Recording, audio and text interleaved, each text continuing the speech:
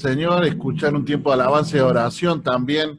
Estuve hace unos minutitos acompañándolos, así que ha sido de mucha bendición. Así que, perdón, no pude estar las veces anteriores, tuve un problema ahí que se me sumaron algunas actividades que ya también tenía en la agenda, así que por eso no pude estar los viernes anteriores, pero acá estamos para terminar esto que empezamos hace 2 semanas aproximadamente, ¿no? Este tema de visión de reino, ¿no? Un tema que llama mucho la atención y como escuchamos, si estuviste en la participación anterior, habíamos leído el texto que Jesús habiendo resucitado y habiéndose aparecido a los 12, él pasó 40 días hablando del reino, ¿no? Eso es lo que nos dice el libro de Hechos, pero al final de la historia parece que los mismos discípulos que estaban con él no habían entendido completamente lo que Jesús decía. Y decíamos, y esto nos daba un poco de consuelo, diciendo que el tema de comprender con nuestra mente y nuestra razón el reino de Dios es algo que podríamos decir imposible. Sí podemos vislumbrar principios del reino, sí podemos ver a Dios claramente especificando cuestiones del reino, pero no podemos pensar que podemos entender todo lo que es el reino de Dios. Y en cierta forma, Dios lo permite y lo hace así para que nosotros podamos depender absolutamente de Dios. Así que hoy vamos a continuar en esa conversación, en esa reflexión, así que vas a ver cierta conexión con lo que vinimos hablando, pero también vamos a avanzar algunas cuestiones prácticas que necesitamos desarrollar a la hora de trabajar y servir con otras iglesias, congregaciones, ministerios. Entonces, algunas características que nos tiene que ayudar a trabajar con diferentes expresiones del reino de Dios. Y cuando hablamos de las diferentes expresiones del reino de Dios, también reconocíamos que hay expresiones en las cuales nos sentimos cómodos y hay expresiones en las cuales nos incomoda, pero cuando entendemos que son parte del reino, tenemos que hacer nuestra parte para poder trabajar en pro de la misión que Dios tiene y en la cual Él nos hace parte de su misión, ¿no? Quiero simplemente recordarte de que no tenemos una misión. Dios tiene una misión y Él en su misericordia nos invita a sus hijos a sumarnos a su misión y a ser parte activa de la misión de Dios para salvar esta humanidad. Y nosotros, es mucha honra, podemos poner manos, servicio, ¿no? En donde estamos plantados geográficamente y por qué no también pensar que el Señor nos puede llevar más allá de las naciones donde hemos estado y pensar que alguno de los que estamos acá conectados pueda en un futuro próximo terminar en algunos países del mundo llevando el evangelio, especialmente en aquellos lugares donde no hay ninguna presencia del evangelio. Así que somos honrados de ser parte de la misión de Dios, pero para trabajar en la misión de Dios tenemos que entender la visión del reino. ¿Cuál es esa visión del reino? Así que he preparado una presentación, espero que la puedan ver bien en sus pantallas, en sus teléfonos o en la compu. Vamos a tratar de compartir, a ver si sale todo como lo habíamos preparado. Ahí creo que estamos. Ahí ustedes, si no me equivoco, están viendo la pantalla con la presentación y ahí tienen el visión de reino. Bueno, ven ahí algo en la pantalla, lo que está de alguna forma graficando esto de visión de reino. Hay un par de anteojos, ¿no? Como los tengo yo, no sé si le llaman anteojos, gafas, como le llames, ¿no? Anteojos como los que yo tengo. Yo sin estos anteojos no puedo ver bien. Me los pongo para mejorar mi capacidad de ver, ¿no? También puede suceder, no sé si te ha pasado, que alguna vez a alguien le dijiste, préstame tus anteojos a ver cómo se ve, y cuando hiciste eso, lo que te diste cuenta es que no ves nada, ¿no? Que esto como que complica tu visión. Si yo agarro unos anteojos que no están recetados para mi problema de visión y yo me pongo estos anteojos que son de, qué sé yo, de mayor aumento, lo que voy a ver es todo borroso. Entonces, tiene cierta intencionalidad el poner unos anteojos en la imagen que te mostré, es porque nosotros necesitamos que nuestra vida, nuestra capacidad de ver y de interpretar el mundo se ajuste al reino de Dios. Y seguramente necesitamos ponernos las gafas del reino, los anteojos del reino, para poder ver mejor. No sé si están de alguna forma familiarizados con el término cosmovisión. A ver, yo tengo dos pantallas, así que por ahí miro al costado, porque acá los tengo a usted a mi costadito. ¿Están familiarizados con el término cosmovisión? ¿Alguno se anima a decirme qué significará esto de cosmovisión? Yo estoy viendo ahí las caritas. Algunos no sé si se durmieron, se congelaron, está muy frío allá en Santiago o en Concepción, pues escuché por ahí. ¿Quién me puede ayudar diciéndome qué es cosmovisión? De a uno, no se peleen, pueden levantar la manito de a uno, no necesitan levantarla todos juntos. Bueno, veo que están un poco inhibidos. Bueno, este tema de la tecnología nos hace por ahí no querer participar tanto, pero vamos rompiendo el hielo y vamos a ir tratando de aclarar algunos términos. La cosmovisión es la manera en que una persona concibe el mundo. Cuando depende mucho de las raíces de esa persona, cómo esa persona fue criada, cómo esa persona fue tratada por su familia, cuáles son las tradiciones de su comunidad y de donde él creció, todo eso va formando en el individuo una manera de ver e interpretar el mundo. Hay un ejemplo que se usa muy, muy conocido, capaz que algunos lo han escuchado, es a través de una historia que ayuda a entender esto de la cosmovisión. Dice que un matrimonio recién casado, ahí estaban disfrutando sus primeras semanas de estar juntos en su pequeño departamentito y el muchacho le dice a su flamante esposa, le dice, ¿por qué no me preparas una carne mechada? Bueno, carne mechada es un pedazo de carne así bien, que se le hace un huequito al medio, se lo rellena, pero es un corte de carne más o menos de esta longitud. Muy rico, muy sabroso que se hace el horno. Entonces, le pide eso a su mujer.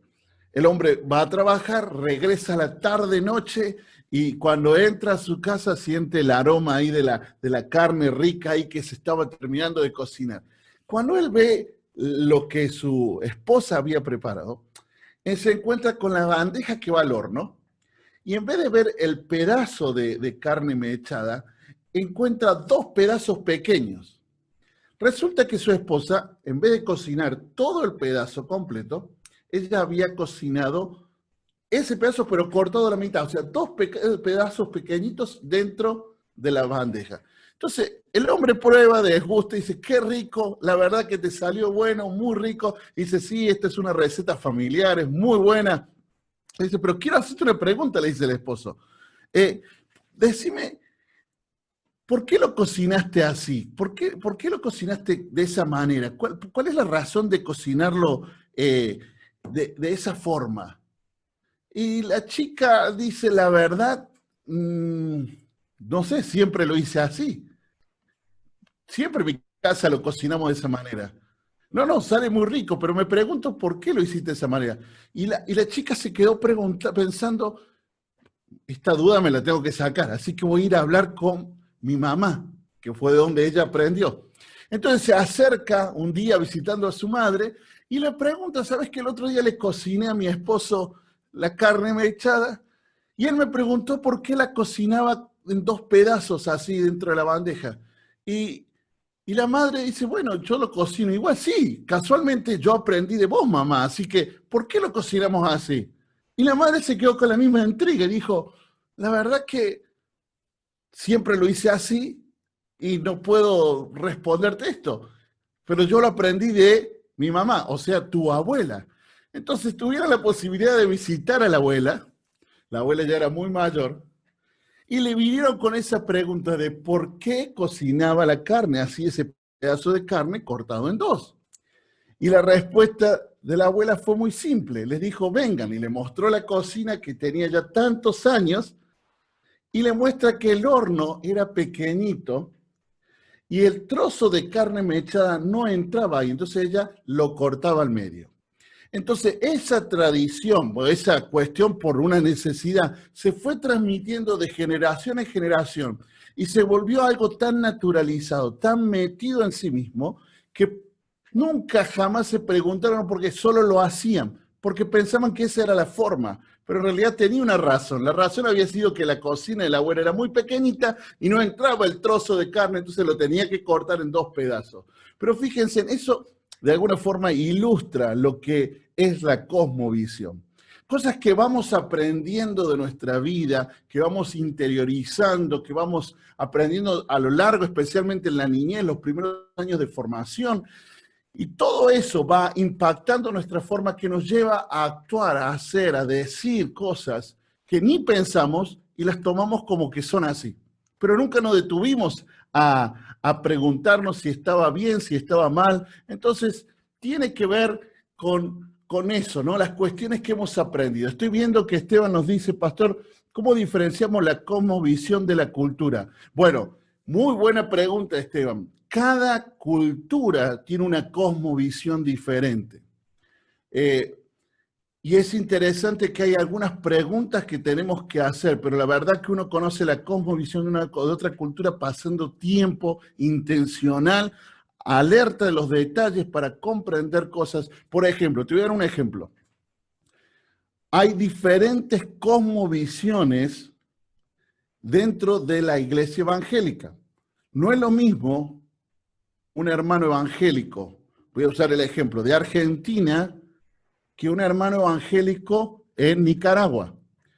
Cuando estuve en Nicaragua, una de las cosas que me sorprendió fue que los evangélicos tienen una apreciación muy especial en la escritura, en la palabra de Dios, y el libro en sí mismo, la Biblia, se convierte en un instrumento muy sagrado. Ellos tienen mucho valor y respeto, especialmente en denominaciones muy conservadoras, sobre el libro, tal así que no se animan ni a rayarlo. No solamente eso, ellos ponen su Biblia sobre una mesa, pero se percatan de que nadie le ponga un libro encima.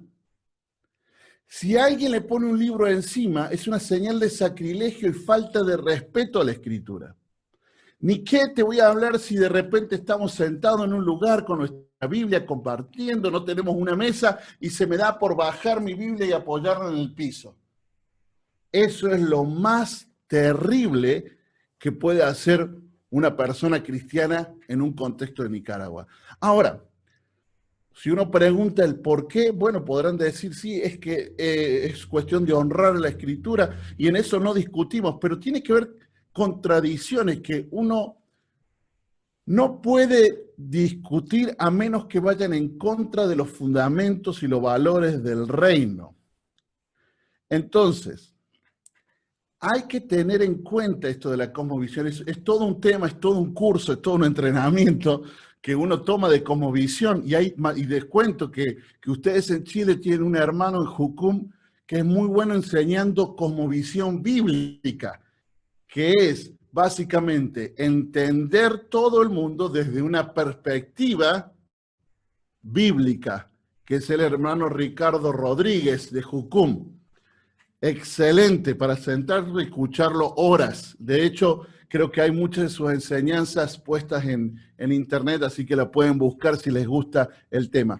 Pero yo recomiendo que si van a estudiar cosmovisión bíblica, antes estudiemos qué es cosmovisión y van a ver un ejemplo que se utiliza mucho cuando se estudia, que es el ejemplo de la cebolla, que son como capas que van viendo hasta el corazón mismo de donde nace. Porque hay cosas que no nos afectan, que las hacemos naturalmente, pero no nos afecta mucho sí o no. Por ejemplo, a mí, Germán, no le molesta si de repente pongo a alguien en la Biblia y arriba le pone un cuaderno. A mí no me afecta. Es algo que yo puedo negociar. Pero de repente, si yo voy ustedes van encarbando, tiene cuestiones que ver con mi propia cosmovisión, y está formada por la cultura argentina del interior, no de Buenos Aires, de Córdoba, que ya es diferente. Criado en una familia de tradición italiana.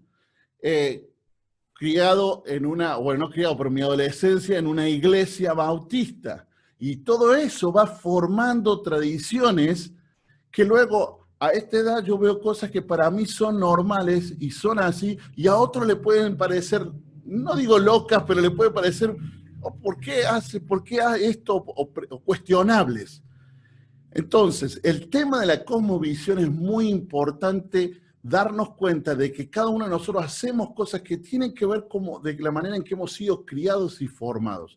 Ahora, cuando vamos al Señor, esta cosmovisión se confronta con la visión del reino de Dios. Entonces, de alguna manera siempre hay un choque. Por supuesto, no estoy hablando solamente del pecado. Quizá eso es lo más evidente que podemos encontrar cuando vamos caminando en la fe y empezamos a dar nuestros primeros pasos. Nos damos cuenta que nos sentimos esa misma deseo de vivir en el pecado. Ya cuando pecamos, nos sentimos que eso no está bien, la obra del Espíritu Santo y todo lo que ustedes conocen y conocemos perfectamente. Pero también tiene que ver con otras cosas que se confrontan, que Dios mismo confronta en nuestra vida. Y estuvimos hablando algo de eso la semana pasada.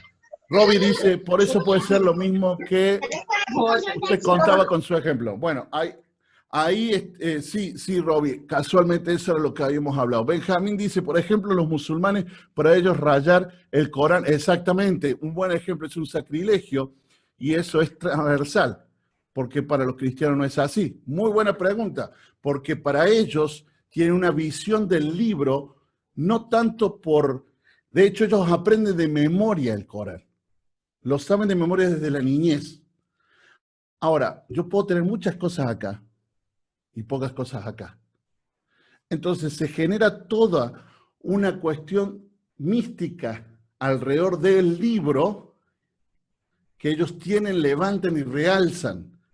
Cuando nosotros los hijos de Dios entendemos que el libro es una bendición tenerlo en nuestras manos, pero la palabra inspirada es la que nos transforma y amamos la palabra de Dios. Entonces yo puedo tener 2 o 3 versículos anotados porque no tengo una Biblia y eso puede ser lo más valioso para mi vida y lo puedo guardar, pero no por el papel en sí, sino por lo que significa para mí y por la transformación que esto implica en mi corazón. En cuanto a los musulmanes, es muy interesante que ellos la forma de concebir la fe y la forma de cómo ellos se relacionan con Dios es totalmente diferente a la de un cristiano. De hecho, ellos se sorprenden de que nosotros podamos tener esa capacidad de interactuar con Dios. Para ellos es la oración, y ustedes saben, la oración que ellos hacen 5 veces al día es básicamente una repetición, palabras repetidas. No hay la oración que nosotros tenemos, o cuando mi hermano recién comenzaba la reunión decía, Señor, en el tiempo difícil nosotros te sentimos. Ese tipo de relación con Dios no existe. Entonces hay que entender todo el paquete, el trasfondo para tratar de comprender por qué para ellos es tan transversal el tema de la escritura. Por eso, muchas veces un musulmán, cuando ve a un occidental con su Biblia toda rayada, marcada y un poquito vieja, para algunos sería señal de qué bien cómo usa la escritura. Para un musulmán es decir, qué increíble, no valora la escritura. Ahí estamos. Diferentes cosmovisiones chocándose en algo. Pero bueno, el tema de los musulmanes es un tema súper complejo. También les animo a prepararse porque las estadísticas muestran que hay mucha diáspora, mucho crecimiento del Islam dentro de América Latina y de manera intencionalizada.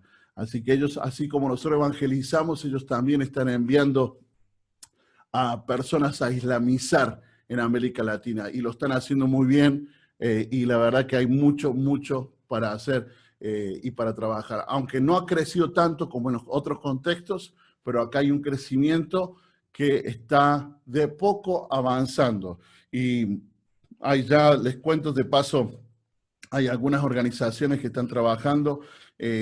Hay un sitio web que se llama Prácticas Fructíferas, que está relacionado a un movimiento de organizaciones globales que se llama Visión 5.9, que ellos tienen un trabajo muy interesante y uno de los puntos es la diáspora.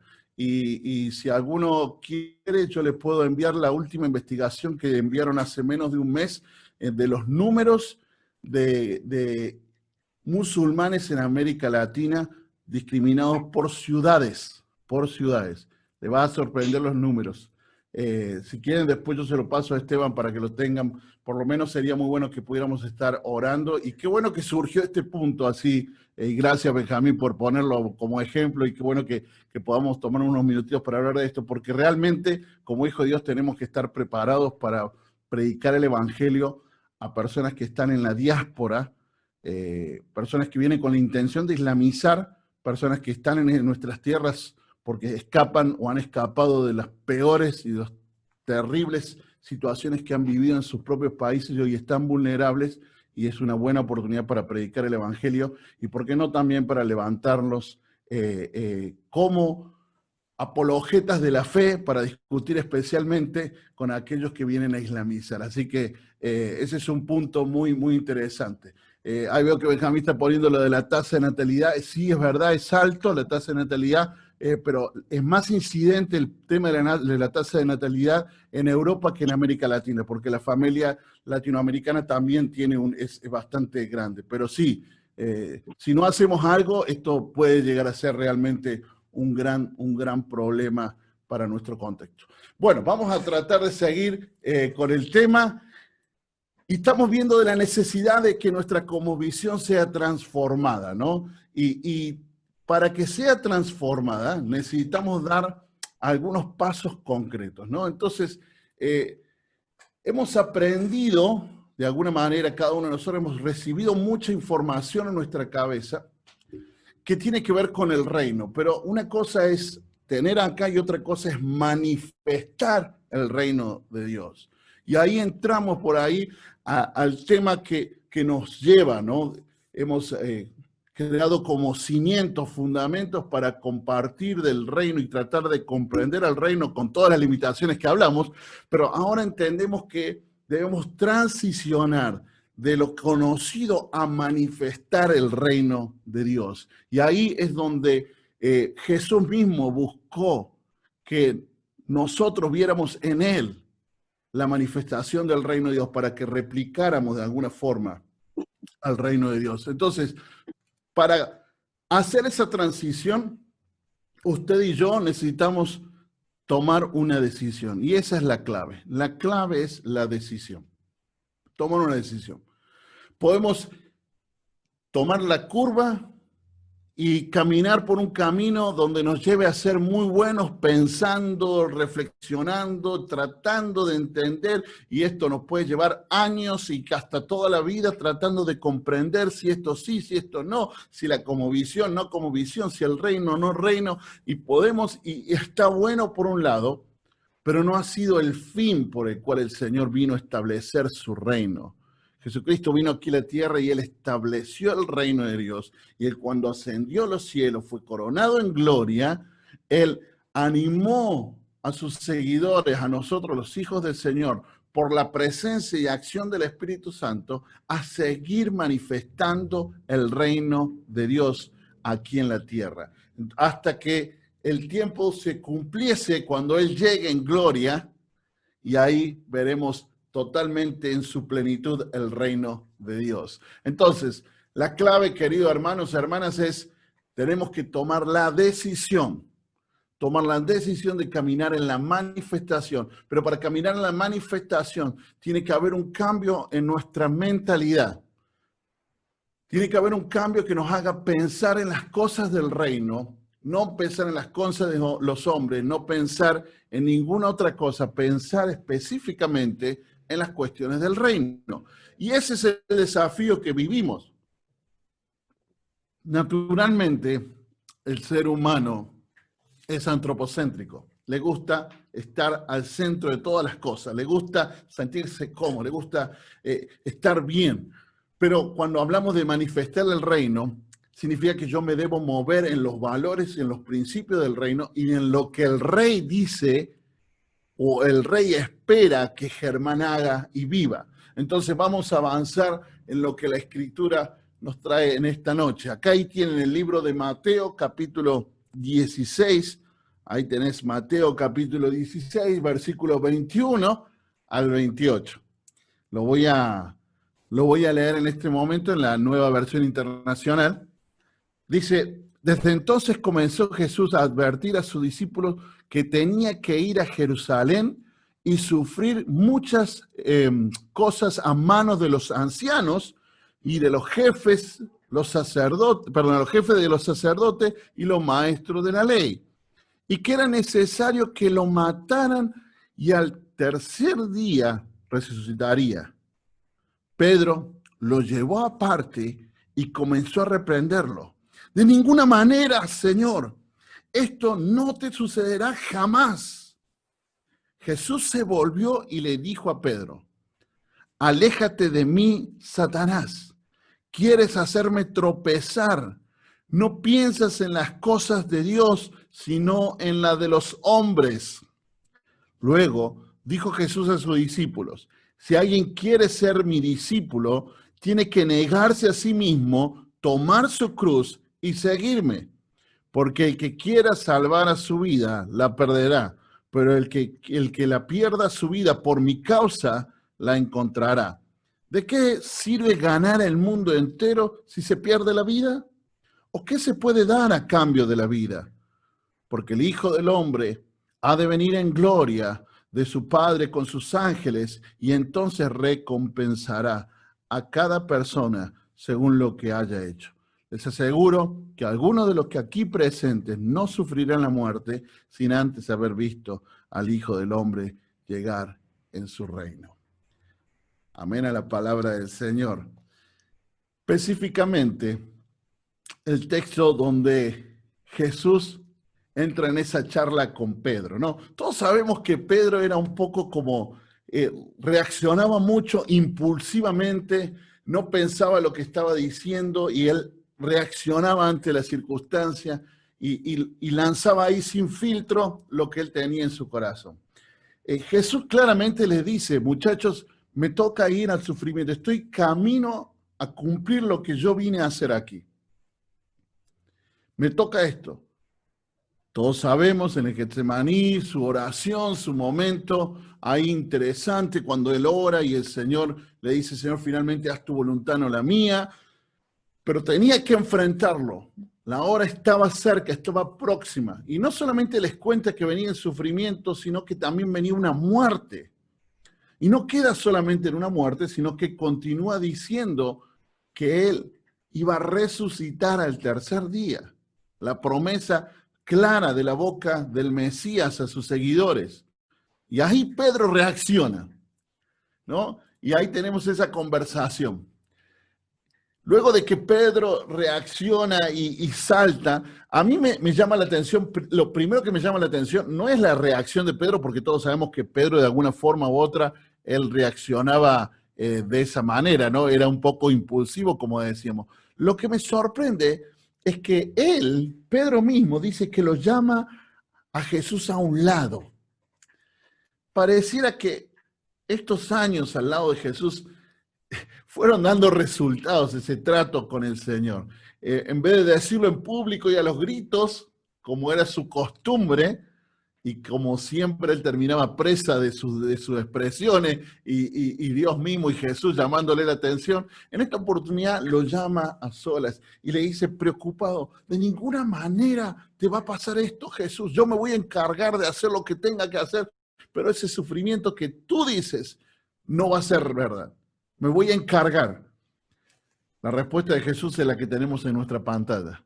Jesús se volvió y le dijo, Pedro, aléjate de mí, Satanás. Qué dura respuesta de parte de Jesús. Por supuesto, a la luz de la Escritura y entendiendo lo que estaba sucediendo, Jesús no estaba hablando específicamente a Pedro como Satanás, sino a que él estaba siendo influenciado en este tiempo en un pensamiento satánico que era evitar que Jesucristo pase por el sufrimiento que finalmente trae y trajo redención a la humanidad. Entonces dice, ¿quieres hacerme tropezar? Notan ahí la lucha que estaba viviendo Jesús. Dice, no piensas en las cosas de Dios, sino en la de los hombres. Y acá es donde yo quiero detenerme en esa palabra remarcada. No piensas en las cosas de Dios. Tu pensamiento, tu mentalidad, ¿es una mentalidad de reino o es una mentalidad netamente de este mundo? ¿O es una mentalidad, como hablamos la vez pasada, religiosa? ¿Cuál es la mentalidad que tenemos? ¿A dónde están puestos nuestros ojos? Estamos en este tiempo de crisis de COVID-19, mirando esta situación como Cristo lo ve desde el reino de Dios, o lo estamos viendo desde la inseguridad, desde la fragilidad de la vida humana ante un virus que no se puede percibir con los ojos. ¿Cómo estamos enfrentando la vida? ¿Cómo estamos viendo o enfrentando lo que Dios está haciendo en medio de nosotros? ¿Con qué lentes los estamos viendo? ¿Cómo puede Roberto y Esteban exponerse así, llevar comida a estas poblaciones tan pobres sabiendo que el virus está por allá y no piensa estos chicos? Un ejemplo, ¿no? Un ejemplo que puede ser una reacción. ¿Cuál es tu mirada? O sea, ¿estás realmente pensando en las cosas de Dios? Y cuando dice las cosas de Dios, lisa y llanamente está haciendo referencia al reino de Dios. Por eso tiene que haber una transformación basada en una decisión. La decisión de que Dios moldee mi mentalidad y mi pensamiento y mi visión y por ende mis acciones reflejen el reino de Dios. Tiene que haber una transformación, tiene que haber un quiebre, tiene que haber algo. Porque naturalmente Pedro caminó con Jesús, Pedro lo conocía a Jesús, pero aún así, en algo tan fundamental como era el sufrimiento que tenía que vivir el Cristo, el Mesías, Pedro, su reacción fue: no, está mal, no puede ser así, no, jamás, no voy a dejar que esto suceda. Porque sus ojos y su pensamiento estaban en las cosas de los hombres. Por eso la reacción, y hoy por hoy podemos tomar esto como un llamado de atención de parte del Señor a que podamos ajustar nuestras vidas para que nuestro pensamiento se ajuste al pensamiento de Cristo y tengamos un pensamiento, una visión del reino. Sigamos con el texto, como dice la palabra del Señor. Dice el siguiente texto, la siguiente parte del versículo: luego dijo Jesús a sus discípulos, si alguien quiere ser mi discípulo, tiene que negarse a sí mismo, tomar su cruz y seguirme, porque el que quiere salvar su vida la perderá, pero el que pierda su vida por mi causa la encontrará. Luego dice, ¿de qué sirve ganar el mundo entero si se pierde la vida? ¿O qué se puede dar a cambio de la vida? Ahí están remarcadas, es un texto muy, muy conocido y seguramente has escuchado muchísimas predicaciones hablando de este tema. Pero siguiendo el hilo, Jesús confrontando una mentalidad natural, diciendo, necesitas de alguna forma tener una visión, una mirada desde el reino, que consiste en negarse a sí mismo, tomar su cruz y seguir. Cuando vemos estas palabras, estas acciones concretas que Jesús pide para sus seguidores, son exigencias que no son cómodas para el ser humano, para un ser humano antropocéntrico que busca estar cómodo, que busca tener su mejor auto, tener su casa, tener su buen sillón para recostarse después de trabajar, y cosas que no son malas, pero cuando la razón de la vida se convierte en eso. ¿O por qué creen que las personas se desgastan día a día tratando de conseguir un mejor estatus social en su vida y poder adquirir más cosas y tener más comodidades? Finalmente nos gusta de esa forma. Recuerdo cuando nuestra congregación aquí en Córdoba, hace un par de años, pusimos aire acondicionado, porque aquí el calor es bien fuerte en verano, llegamos a los 40 y tantos grados, entonces dijimos, vamos a hacer un esfuerzo de la congregación de poner aire acondicionado, porque la queja era que hacía mucho calor, que los ventiladores no soportaban. Pusimos los dos aire acondicionados y el mismo día que lo pusimos, Teníamos quejas de que estaba muy frío, de que bájenlo, y otros que no, que lo pongan más frío, que finalmente nadie se conformaba. Porque la verdad es que cada uno va y se quiere sentir cómodo. Pero el reino de Dios y tener una visión del reino y seguir al Señor y ser un discípulo de Jesús, te tengo que decir una mala noticia, no tiene que ver con tu comodidad ni con mi comodidad. Tiene que ver que nos enfoquemos en que Dios es el dueño de todas las cosas. Él es el Rey Supremo a quien yo debo seguir. Y el seguirle a Él implica que yo me niegue a lo que Germán quiere para abrazar lo que el reino quiere, lo que Dios quiere que Germán haga en su reino. Interesante la parte que dice, toma su cruz. Porque cuando Jesús estaba diciendo esto, hay que entender que en los tiempos de Herodes, el imperio romano había confrontado una especie de tumulto que se estaba levantando medio subversivo, que quería ponerse en contra del imperio romano. Fue un grupo minoritario, pero para mostrar el poder del imperio romano, lo que hicieron en ese periodo, estando Herodes al poder, fue haber crucificado 2.000 personas. 2.000 personas fueron crucificadas en ese tiempo y las cruces fueron puestas en el camino como para intimidar a las personas a que piensen bien si van a ponerse en contra del imperio romano. Este es el mensaje que quería darse, ¿no? Y Jesús en ese contexto le dice, si quieren seguirme, si quieren caminar, tienen que negarse a todo, y no solo negarse, tienen que tomar su cruz. La cruz era un símbolo de tortura y muerte. La cruz era un símbolo de vergüenza. Que en Cristo, para nosotros hoy, cobró un significado mucho mayor y supremo. Pero la razón por la cual se creó fue para matar, para acabar con la vida. Y de alguna forma, al negarnos a nosotros mismos, la invitación de nuestro Padre es a morir a nuestra propia vida. Y en la cruz dejar que Dios resucite una vida diferente. Ese es el proceso que Dios quiere que vivamos de transformación, que tiene que ver con cambiar nuestra mentalidad, la forma de ver las cosas, seguirle. Y es como el reino del revés. Si uno quiere ganar, tiene que perder. Si uno quiere perder, tiene que ganar. Es como que no tiene sentido. Pareciera todo como contradictorio. Pero es que es contradictorio para la mentalidad de este mundo. Pedro reaccionó conforme al pensamiento natural. Está mal, no puede ser. Esa misma reacción fue la que tuvieron sus discípulos cuando él dijo, es necesario que yo me vaya para que el Consolador venga. Y decía, no, ¿cómo te vas a ir? Y empezaban las mismas preguntas porque su mirada era 100% natural.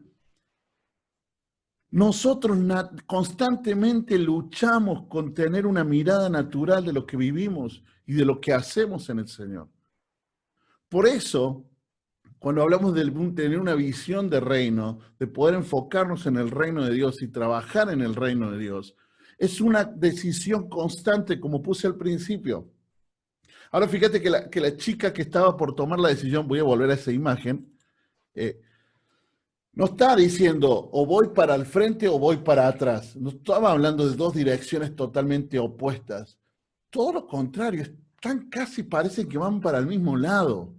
Pero en realidad es que no, uno tiene que ver con el reino de Dios y otro tiene que ver con vivir una vida con pseudo valores cristianos o con una verborragia cristiana o religiosa, pero no con una visión del reino y no con una mirada del reino, como el Señor espera que ustedes y yo vivamos.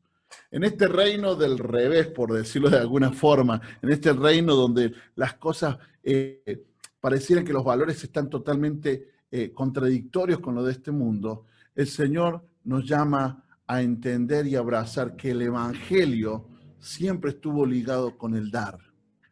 El Evangelio y el reino de Dios siempre estuvo ligado con el dar. Con el dar, y cuando hablamos del dar, hablamos de generosidad. Y quiero que me acompañen al libro de Hechos y vamos a ver al apóstol Pablo al final de su recorrido, en sus últimos tiempos. Él dice algo muy interesante, como lo plantea, y hay un texto también ahí que conocemos mucho, Hechos capítulo 20, versículo 32 al 36. 20 del 32 al 36. Lo voy a leer en la Nueva Versión Internacional. Ahora los encomiendo a Dios y al mensaje de su gracia. Mensaje que tiene poder para edificarlos y darles herencia entre todos los santificados. No he codiciado ni la plata, ni el oro, ni la ropa de nadie.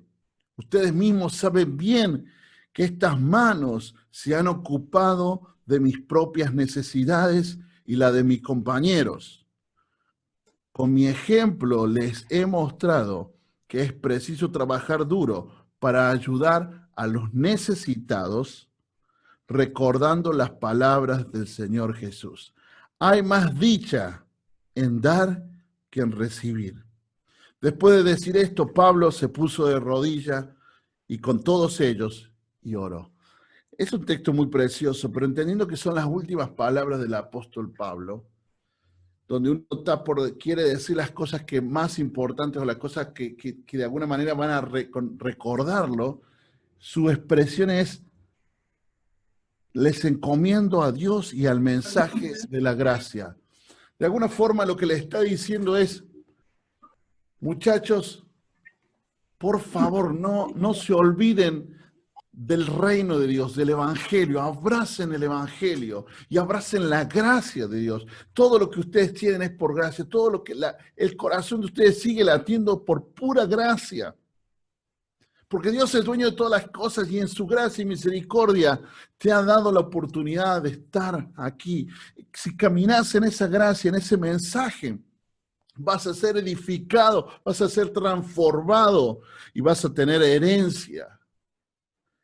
Y luego le dice con su propio ejemplo que él nunca se enroscó o se enfrascó con la codicia, que es lo contrario a la generosidad, sino que él dice que él fue ejemplo de generosidad y evocó a las palabras de Jesús diciendo: hay más dicha, más vale dar que recibir.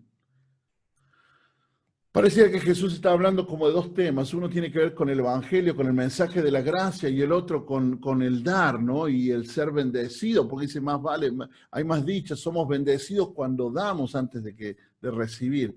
Pero en realidad los dos puntos que él hace referencia tienen que ver con el mismo y tienen que ver con la generosidad, porque el reino de Dios está construido en la generosidad de Dios, en una generosidad de Dios Padre, creador y sustentador de las cosas, que decidió enviar a su Hijo, entregó, dio a su Hijo a una humanidad que había dado la espalda al Señor, que había buscado sus propios caminos y había vivido a su manera, totalmente alejada del Señor. Y cada esfuerzo que vemos y leemos en el Antiguo Testamento, siempre hay una reacción negativa. Hay temporadas buenas, pero mayoritariamente luchas o caminando hacia atrás. Pero el Señor, que es generoso, Él envía a su Hijo. Y su Hijo hace el mayor acto de generosidad, que es entregar su propia vida por los demás. Morir en la cruz sin culpa, cargando el pecado de la humanidad, sufriendo y muriendo en la cruz, para luego 3 días más tarde resucitar en gloria. Pablo le está diciendo: muchachos, enfóquense en la palabra gracia, en Dios, en la gracia, en el Evangelio y en la bendición que hay cuando damos. Y yo puedo conectar tranquilamente este punto con lo que venimos conversando. Entender y abrazar el reino de Dios tiene que ver con generosidad, tiene que ver con dar. Este no es el momento que estoy hablando de dinero, aunque implica dinero, pero no específicamente estoy hablando de dinero en este momento. Estoy hablando de decir, Señor, aquí está mi vida. La pongo en tus manos, que se haga tu voluntad, Señor. Si tengo que venderlo todo por el reino, es tuyo, Señor. Si tengo que dejar la comodidad de mi hogar para empezar un proceso para ser un misionero en el Kurdistán, si esta es tu voluntad, si eso es lo que el reino de Dios me lleva a caminar, yo estoy dispuesto a hacerlo.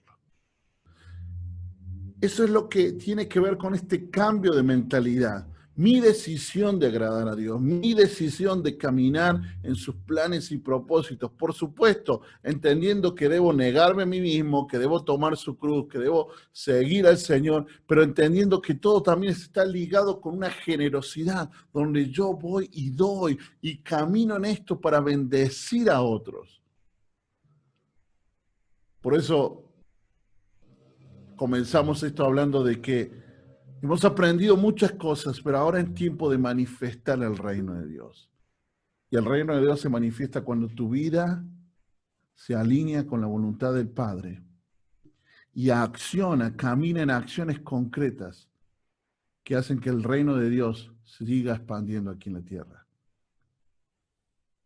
Usted y yo somos llamados a mostrar el reino de Dios con nuestras propias vidas. ¿Qué pensamientos son los que usted tiene en este tiempo? ¿Cuáles son los pensamientos que Germán tiene en este tiempo? Es un tiempo de crisis financiera, es un tiempo de dificultad, es tiempo de retener, guardemos hasta el último peso.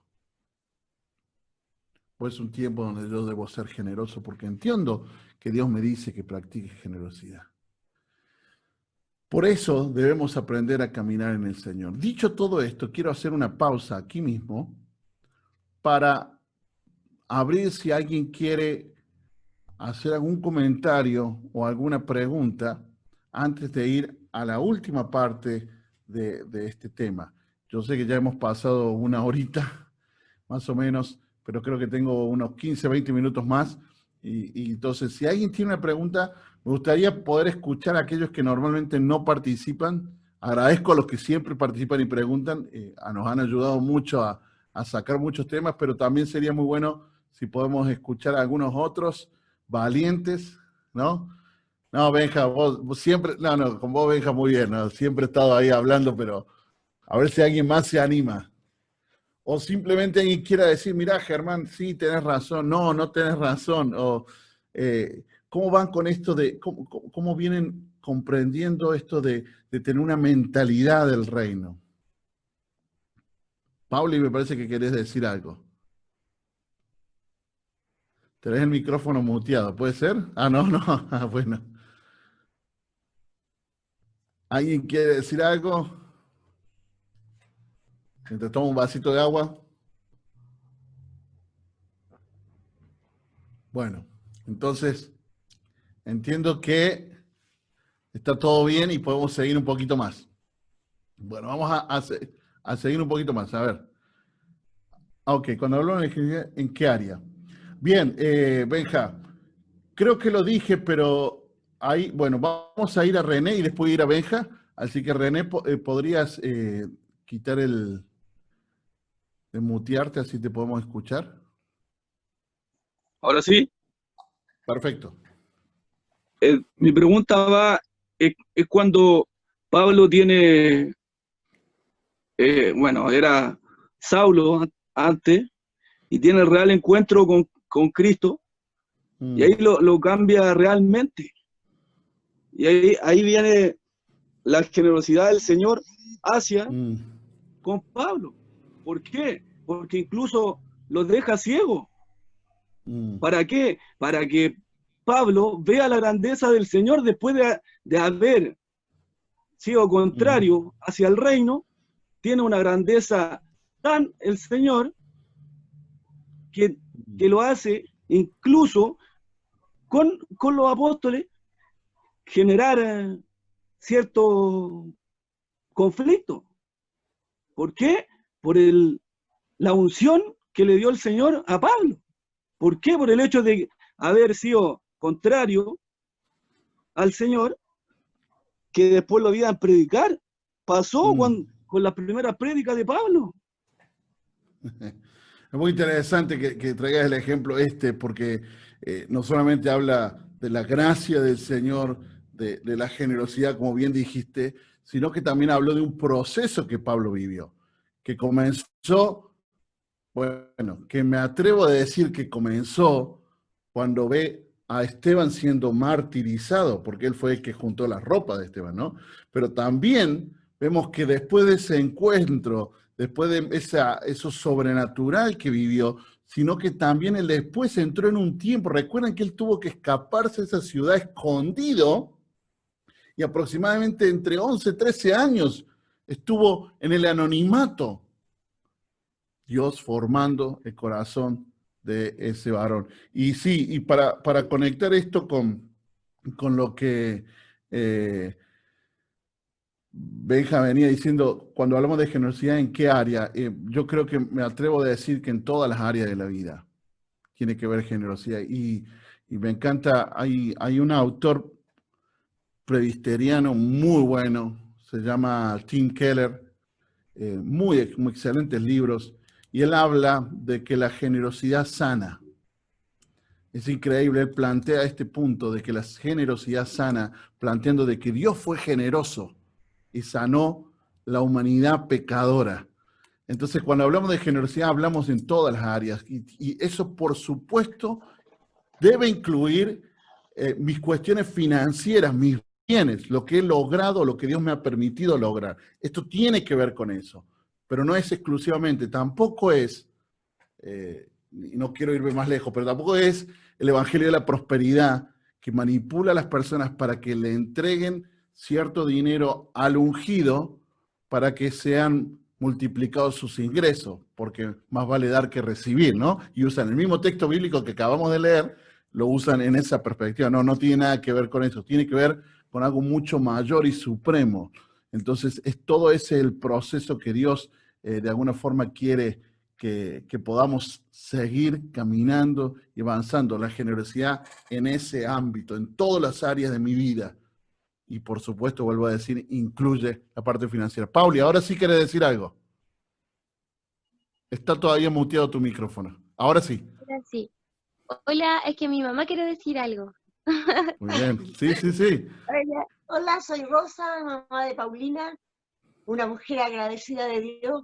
¿Cómo no voy a creer que es tan maravilloso dar en vez de recibir?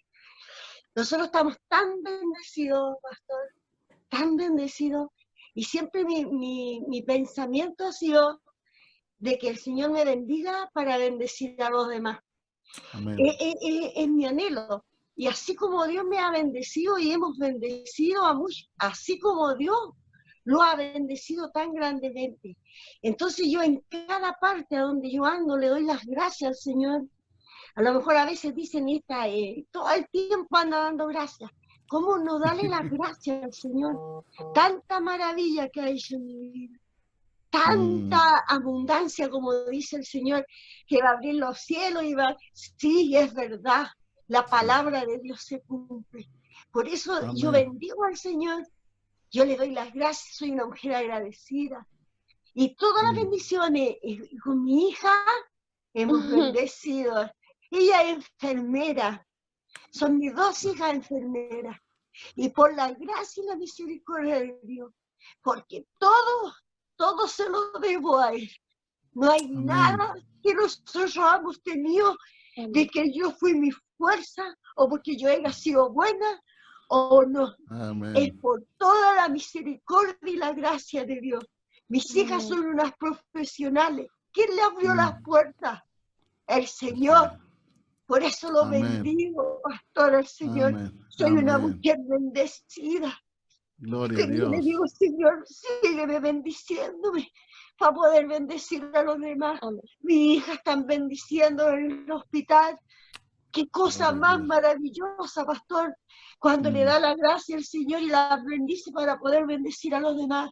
Yo pienso que es la cosa más maravillosa. Que Dios me lo bendiga, sabe que yo en la iglesia Gracias. soy voy a dar las gracias porque soy una mujer agradecida de Dios. Es que Amén. el Señor me los bendiga. Muchas gracias. Muchas gracias. Gracias por Gracias. compartir. Gracias, gracias. Y creo que el testimonio que de alguna forma usted nos dio está totalmente alineado con el punto que estamos hablando, porque hablamos de tener una visión del reino, una mirada del reino, y frente a tal acto de generosidad, ¿qué nos queda? Que, Señor, si estoy acá por pura gracia, Señor, acá estoy, ¿qué quieres que haga? ¿A dónde tengo que ir? ¿Qué tengo que hacer? Señor, tengo que cambiar mi mentalidad. No quiero ver más las cosas como la ve el mundo. Quiero ver las cosas como están en tu reino. Quiero tener tus lentes. Señor, yo sé que mi visión está un poquito trastocada, mi cosmovisión por mi historia, por estas razones. Necesita unos anteojos quizá un poquito gruesos. Pero me los voy a poner porque quiero ver como tú ves, Señor, con tus ojos, y un corazón y una persona que camina con un pensamiento del reino, naturalmente es agradecido, y como nos contaba el testimonio de nuestra hermana, así debemos avanzar y caminar.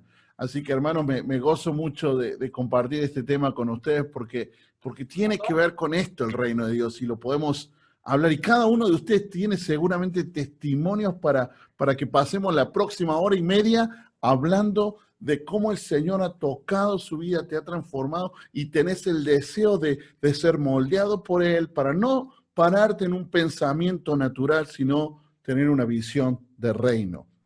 Pero quiero continuar con la siguiente parte.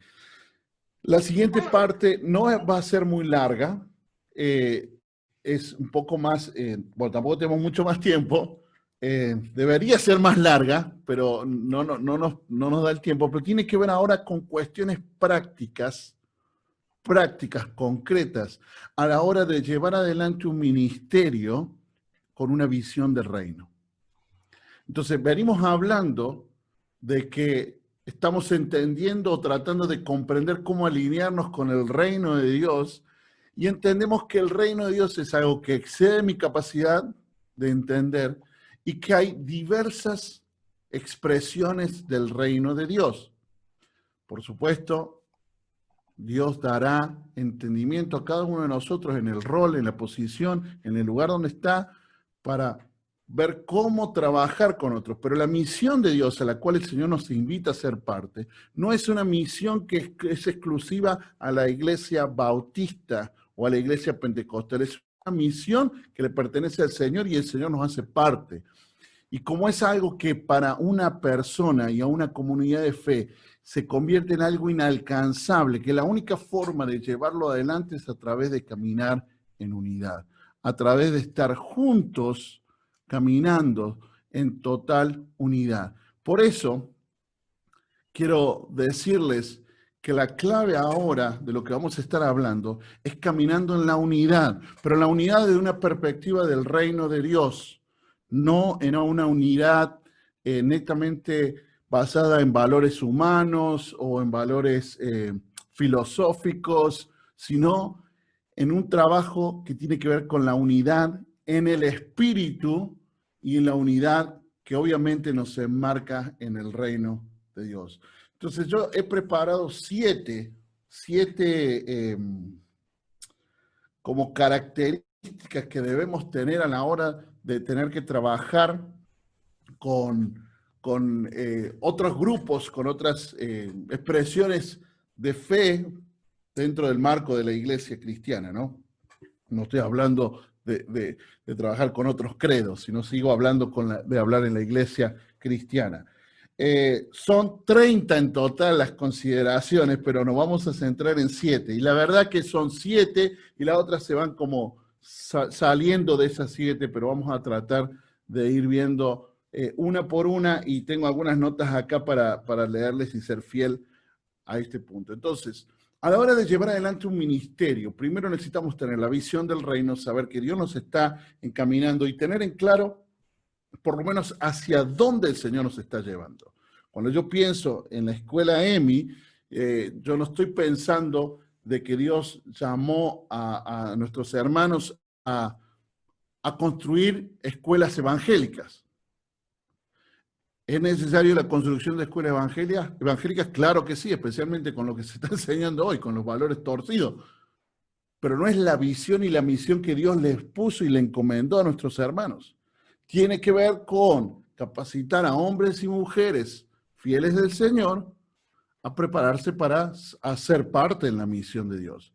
Y con todas las expresiones que puede haber, pero ese es como hacia donde el Señor les puso. Entonces tenemos que entender hacia dónde el Señor nos está dirigiendo. Estoy pensando, esto más bien son consejos a trabajar en unidad con diferentes instituciones y organizaciones cristianas. Entonces, para trabajar en unidad tenemos que tener en claro hacia dónde vamos, cuál es el lugar que el Señor quiere que yo me desarrolle, que yo camine en lo que Él ha planeado para mí, para la organización, para el ministerio que Dios me ha dado adelante. Así que eso tiene que estar claro y eso se conoce a través de la oración, de la búsqueda del Señor y dejar que el Espíritu Santo ponga esa semilla en el corazón tuyo y de los que hacen parte del equipo. Pero quiero mostrarte algunas cuestiones que tienen que estar ahí claras en este proceso. Como dije al principio, es imposible trabajar solos. Es imposible llevar adelante este trabajo de la misión de Dios aislados o pensando que mi organización puede hacerlo todo. Yo necesito a mi hermano, mi hermana. Yo necesito a la organización, yo necesito a la iglesia al frente, porque somos todos parte del cuerpo del Señor. Yo necesito caminar sí o sí en una relación y en relaciones que sean sanas. No en relaciones que tengan que traigan a la mesa discordias, puntos que nos puedan separar, puntos que nos hagan llevar a discusiones teológicas que no nos llevan a avanzar en la visión y en la misión que Dios nos dio, y lo único que nos hace es quedarnos sentados por horas discutiendo y hasta un punto terminar enojados el uno con el otro. Debemos, como está en ese gráfico, agarrarnos las manos y saber que trabajamos en la unidad, que abrazamos la fe en Cristo Jesús, en un Dios trino, ¿no? En estos principios que uno se pone de acuerdo y dice, bueno, esto es lo que yo entiendo y esto es lo que yo no voy a negociar. Estos son los valores que yo no voy a negociar. Yo me asocio para la misión del Señor con todos los que se abracen a esto. Esto es lo innegociable. Por supuesto, podré asociarme a alguien que cree que la única forma del bautismo del Espíritu Santo es hablar en lengua, o con alguien que dice que la salvación se pierde o no se pierde. Bueno, quizá esos son periféricos. Puedo de alguna forma, no me importa porque el fin que vamos es predicar a Cristo y no me va a frenar, pero sí puedo abrazar a mi hermano para decir, caminemos juntos en los que nos une. Dice Romanos 15:7, por tanto, acéptense mutuamente, así como Cristo los aceptó a ustedes. Y este Cristo los aceptó a ustedes, nos está diciendo, si el Señor Jesús me aceptó a mí con todo lo que yo soy, ¿quién soy yo, Germán, de decir que fulano mengano no puede estar sentado a la mesa? Sino desarrollar esta capacidad de poder caminar juntos, valorar las relaciones, entender que yo debo ser un pacificador, que debo preocuparme por cómo está mi hermano, mi hermana, dentro de la organización, pero especialmente cuando hablamos de trabajar con diferentes organizaciones. Honrar, bendecir a pastores y líderes. No porque yo sea pastor en una iglesia de 300 miembros, cuando me reúno con un pastor que tiene 22 miembros, yo lo voy a mirar a menos. No, él es mi hermano en Cristo. Lo honro por el llamado que está haciendo, por la fiel que está haciendo el Señor. Pastor Y Germán, valoro el vínculo. Sí. disculpa la interrupción. Al parecer estás compartiendo pantalla, pero no se ve nada, ¿o no? A ver ahí. Ahora sí veo yo. Parece que el resto también, ¿o no? No alcanzamos a ver si es que mostraste algo antes que eso. Es solamente esta imagen. Esa imagen, ¿la ven? Que son todas manos agarradas. Ok. Ahora te seguimos. No? Perdón, voy a tener el chat abierto porque lo tenía cerrado, perdón. Sí, ahora ya vemos. Sí. Ahora vemos. Perdón, era solamente. Entonces, el primer punto tiene que ver con resaltar las relaciones y ser un constructor de puentes en vez de paredes y muros.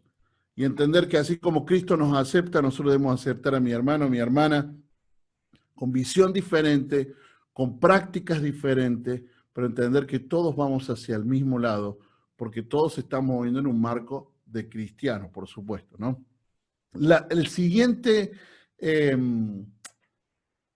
valor que debemos tener en cuenta a la hora de trabajar en esta unidad y en pro de la unidad en el reino de Dios, tiene que ver con esto de crear o de trabajar en la confianza. La confianza no es algo que aparece, no es que yo me acuesto a dormir hoy y al otro día aparezco confiando con todo el mundo. La confianza se construye. Y la confianza implica, en la mayoría de los casos, que yo debo dar el primer paso para mostrarme confiable. ¿Y cómo lo hago? Pues confiando en otros. No, pero pastor, eso puede ser que le salga mal, puede ser que fulano, mengano reaccione así. Sí, es un precio. Siempre hay un precio a la hora de construir la confianza, pero no podemos caminar en nada con respecto a planificar en unidad con otros ministerios, otras iglesias, organizaciones, si no se construye un cimiento de confianza, sabiendo de que estamos juntos en esto y que debemos avanzar para que el reino de los cielos sea exaltado. Entonces debe existir confianza, debe existir un punto en el cual yo digo, vamos, camino junto con usted, yo confío en mi hermano, yo sé que él cuida mi espalda para avanzar en esto. Por supuesto, en los primeros pasos de construir confianza, no puedo tirarme al piso diciendo, yo creo, vamos aprendiendo, vamos conociéndonos a través de estas relaciones sanas, construyendo puentes, conectándonos, y a través de esa relación y en esa confianza uno puede avanzar. Está comprobado, hermanos, que cuando uno desarrolla ministerio con organizaciones amigas, donde hay un vínculo de amistad y de hermandad, las cosas se pueden alcanzar y se logran mucho más rápido. Que cuando la relación es algo estrictamente en papeles. No, bueno, tenemos que trabajar juntos en esto porque, bueno, nos toca. Pero cuando hay una relación y cuando hay confianza, el desarrollo es mucho más rápido y el avance genera más impacto. Porque nos estamos moviendo en el reino de Dios y haciendo visible el reino de Dios. Entonces, la confianza es el segundo punto que debemos desarrollar y ser intencionales. Estos 7 puntos requieren intencionalidad, ¿no? El tercero tiene que ver con el respeto. A todos nos viene bien que nos respeten, ¿no? Qué bueno que se siente uno cuando entra en un contexto y se siente respetado. Se siente de que, bueno, voy a escuchar lo que Germán tiene para decir. Independientemente de que no esté 100% de acuerdo con Germán, pero muestro mi respeto, ¿no? Y el respeto, por supuesto, que está totalmente ligado con la honra. Y es fundamental cuando trabajamos en unidad que haya un marco de honra y no se quiebre la honra y se falte el respeto. Porque ahí empezamos a movernos ya en una trampa que el enemigo tiene para los hijos de Dios, donde nos hace totalmente mover de la visión que el Señor nos puso para caminar juntos, nos hace enfocar en un montón de cosas donde se quiebra la confianza, la relación se rompe y por supuesto no se puede seguir avanzando juntos. Entonces el respeto es otro de los puntos que sí o sí tiene que estar presente a la hora de trabajar en la unidad con otros ministerios. Bueno, Romanos 13:7 dice, al que honra, honra, y al que respeto, respeto, ¿no? Entonces eso habla de que nos implica de alguna forma que demos pasos concretos para poder honrar a otros y respetar a otros, entendiendo de que de esa forma el reino de Dios sigue avanzando. El cuarto ítem, que aparece ese relojito de arena, que espero que lo puedan ver, lo puedan alcanzar a ver, tiene que ver estrictamente con la paciencia. La paciencia es algo que, bueno, depende de tu personalidad, puede ser algo fácil o puede ser un gran tema, ¿no? Para los que somos un poquito ansiosos cuando hablamos de paciencia, la verdad que hablamos de un tema que nos pone ya impacientes. Pero para trabajar juntos en la unidad, en pro de algo que el Señor nos ha puesto, abrazando a nuestros hermanos, hermanas de diferentes organizaciones, caminando por un solo fin, implica que seamos pacientes, porque hay diferentes procesos. Hay personas que les toman más tiempo entender algo. Hay organizaciones que son tan grandes y estructuradas que no pueden introducir cambios más rápidamente que una organización mucho más pequeña. Una organización más pequeña es más flexible, más rápida para implementar cambios. Pero en realidad no necesitamos los dos para caminar juntos en lo que el Señor tiene para nosotros. La paciencia debe estar bien en claro y bien presente. Quiero leerles esto que tengo en las notas y usa como ejemplo una ilustración de la paciencia. Dice, imaginémonos a un cachorro, ¿no?, de un perro y un perro grande juntos. Mientras el cachorro ladra al perro grande, molestándolo, hasta atacándolo, el perro grande, que podría destrozar con sus dientes al cachorro de un solo mordisco, lo único que hace es soportar con paciencia sus impertinencias. La idea de la paciencia no solamente es esperar que otros vayan comprendiendo y avanzando y juntos a dar paso, y si yo tengo que esperar al otro, esperar hasta que el otro llegue, sino también tiene que ver con pasar por alto algunas expresiones que puedan sonar ofensivas, algunas actitudes de personalidades que no sean de las más gratas, pero por el bien común, por el reino de Dios, por el respeto y la honra, por la confianza construida, por las relaciones, lo decido pasar por alto y tener paciencia, sin mirar los temperamentos, ni las capacidades que hay, ni las diferencias de las mismas, sino desarrollar esta capacidad de esperar en el Señor y ser paciente en el proceso. Ese es el cuarto punto. El siguiente también es muy importante, ¿no? Y es la integridad, ¿no? La integridad significa que somos de una sola pieza, que nadie tiene una agenda oculta, que nadie va a participar en esta unidad porque tenga en la mente algún plan o la autopromoción de uno mismo o querer tener hambre de poder y querer ser el líder absoluto de todas las cosas, sino que soy íntegro y entiendo que soy de una sola pieza, y así como me muestro frente a mis hermanos, soy el mismo que es puertas adentro, soy la misma persona.